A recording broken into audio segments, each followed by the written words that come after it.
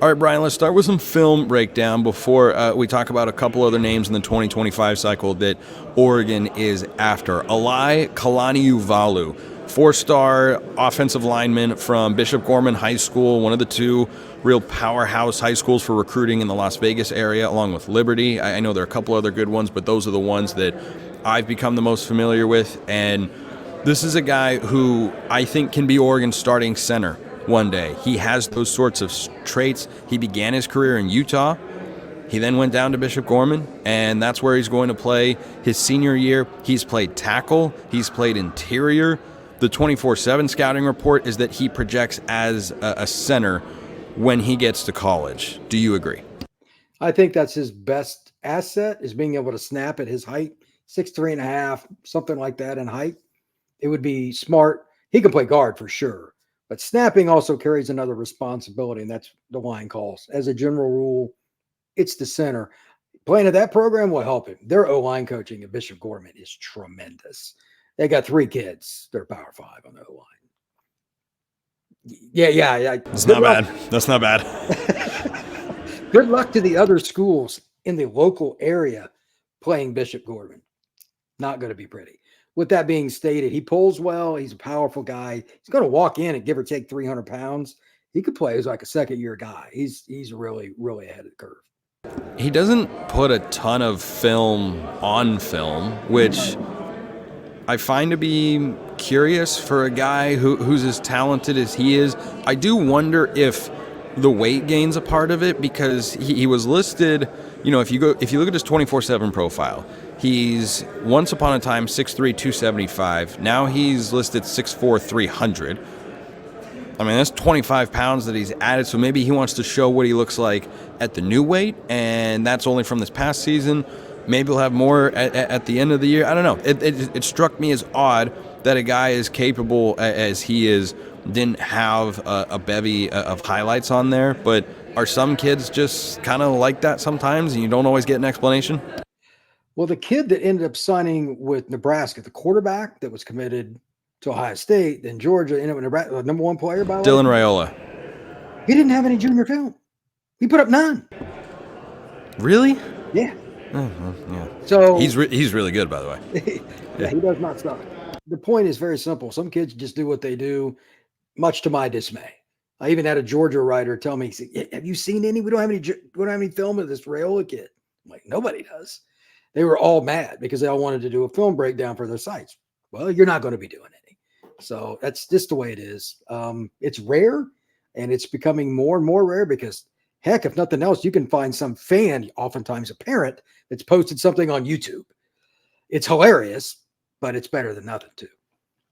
So one question that a couple of Oregon fans asked me about Kalai, as we'll refer to him, Kalaniuvalu, I think is how you pronounce his last name based on how it is spelled, but I haven't been able to confirm this, but I believe he's a Utah native. He's planning to take a 2-year mission after his senior season, which frankly works out with Oregon because Poncho's going to be Oregon's starting center this year, and he is going to be a true junior next year, so he'll be Oregon's starting center again in all likelihood.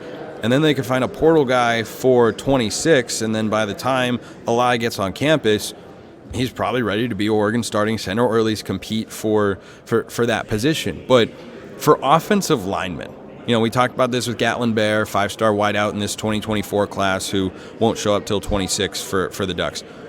What do you make of guys that take 2 years away from football when you're at a position where your body type and your size matter so much?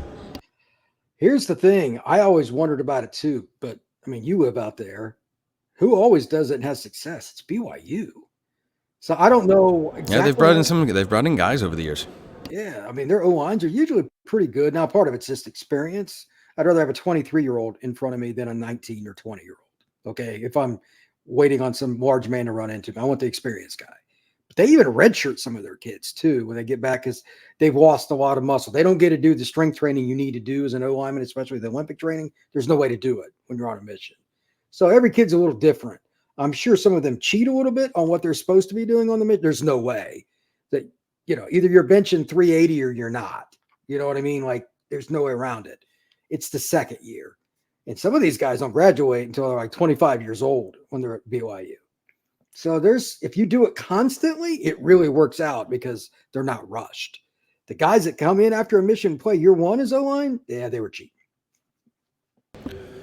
All right. Good. I'm here for it. Like I think what excited me most about what you just said is I'd rather have a 21-year-old than a 19-year-old. Like, yeah, I hadn't thought about it like that. Like your body can continue to grow and mature. Some guys are really, really late bloomers on that front, but love the insight there. Let's go back to 2025 names here. A couple of guys whose commitments are upcoming or we don't quite know, or at least I do not quite know. Let's start with Juan Gaston Jr., speaking of offensive linemen. Massive.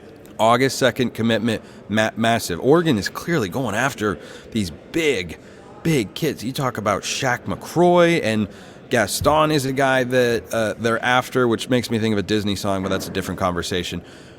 August 2nd, yeah, Brian's just shaking his head, just, oh my gosh, I can't believe I have to do a show with this kid, but such is life. August 2nd is when he commits. Oregon's expected to be one of the final schools. Who else is in the fold? And do you think Oregon is a peripheral school in this race or one of the leaders? Until otherwise proven, he's going to Georgia. That's just the way I look at it because they prioritize him since his sophomore year. And they don't miss on many kids from Atlanta. That being the case, Tennessee's been a school that's kicked around for a long time. And then Oregon is always the fly in the ointment. I'm not sure if it's because you're a fan and that's the problem, but Oregon's just the oddball school that they've won a bunch of battles here in the last month. So I won't count them out. But again, Georgia doesn't miss very often on the O-line. The only caveat here, and maybe Juan will or will not consider this, last year's Georgia class had 6 O-linemen. Smallest was like 320, 330. So, yeah, it's ridiculous. I don't know if he wants to join that because it's going to be harder to play there. They just had one of the great O-line hauls you're going to see. We'll see if that makes a difference when he announces. So the size of Georgia's offensive linemen, I saw the lineup of guys they already had and just went, oh, man, that's crazy. And then I thought about it for a sec, like, wait a minute.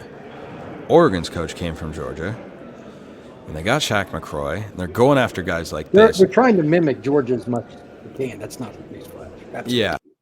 And I just thought about, it's kind of different because this is not the sort of body type. Like, he projects as a tackle, right? Yeah, Juan will probably play right if I had to guess.